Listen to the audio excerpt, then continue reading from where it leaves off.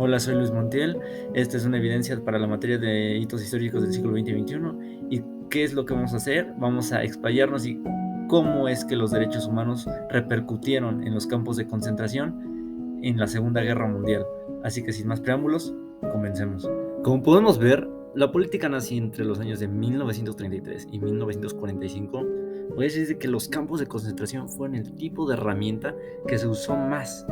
Y esto con la finalidad de tener un control y sobre todo exterminar a todo aquel que se le opusiera al régimen nazi. En ese entonces, pues el Tercer Reich, ¿no? Entonces, por lo que se sabe también se crearon más de 40,000 campos y pues obviamente estos ocuparon un extenso conjunto de prisiones pues, a lo largo de toda Europa.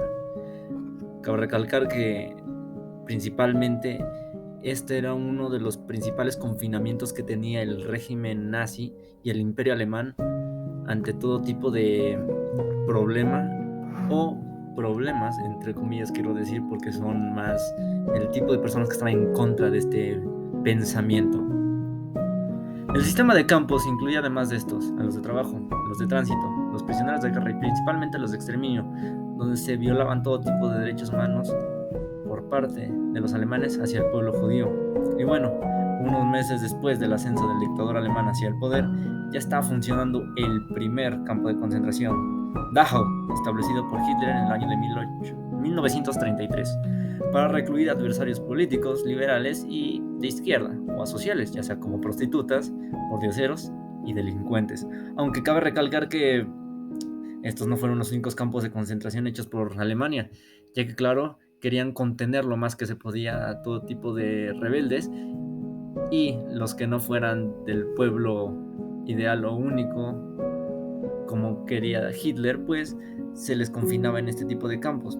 Estos fueron creados a partir de 1936. El primero fue Sachsenhausen en 1936, que fue el que le siguió, que es Buchenwald en 1937, Mauthausen y Flossenburg en 1938 y Ravensbrück en 1939, que especialmente ese fue hecho para mujeres.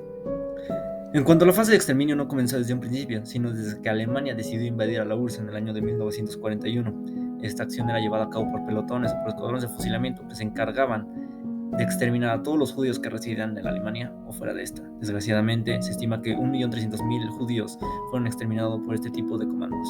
Y bueno, para no dejar a un lado el tema de los campos de concentración, uno se originó en el marzo de 1942 y ese fue Auschwitz, el que originó más muertes y fue el más sangriento de todos. Y bueno, en este tipo incluía entre las víctimas a judíos principalmente, prisioneros de guerra, soviéticos, presos políticos, gitanos, homosexuales y sobre todo testigos de Jehová. Los nazis masacraron a más de 3 millones de personas en todos estos campos, como se puede apreciar en esta gráfica que es de Holocausto. Y bueno, lamentablemente la mayoría de estos padecía de hambrunas o agotamiento, enfermedades, fusilamientos y hasta golpes. La existencia de estos campos ya era advertida por todo tipo de personas, entonces lo que hizo fue que se clasificara como secreto de Estado por medio del Tercer Reich, por lo que la SS ordenó un sistema de desinformación para que las personas no pudieran ver más allá, hubiera un ocultamiento y hubiera confusión entre las personas y engaños para evitar interferencias, para que no clausuraran este tipo de herramientas malévolas. Y bueno, esto en cuanto a los derechos humanos, como podemos ver, la violencia que surgió por parte de los alemanes, bueno, atentó contra la libertad de expresión, contra la propiedad privada, contra el derecho a la vida sobre todo.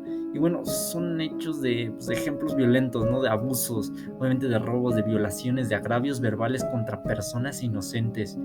Fueron golpes y maltratos en todos sus ámbitos, entonces no hubo nadie que se pudiera defender y salvar en el momento. Ya hasta después que se creó una organización mundial que era la ONU, a finales de la Segunda Guerra Mundial, que era en 1945, se pudo hacer algo, pero ya al final, que era reivindicar y obviamente saldar cuentas con los agresores y dar un bienestar a los perjudicados. Y bueno, eso sería todo por mi parte. Muchas gracias, soy Luis Montiel y nos vemos.